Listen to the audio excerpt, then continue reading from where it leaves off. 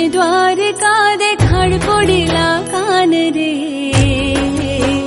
हे वाला रही ना शकू दम विना।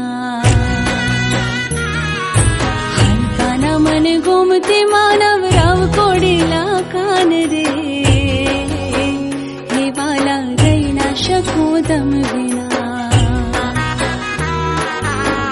काना मनी द्वारिका देखाड हो, काना मनी द्वारिका देखाड हो। हलकाना मन गोमती मानव राव कोडीला कान रे, हे वाला रही ना शकू दम विना।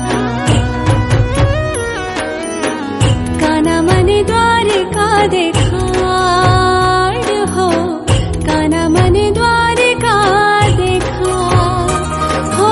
हलकाना मन गोमती मानव राव कोडीला कान रे, हे वाला हे काना, हे वाला रही ना शकू दम विना।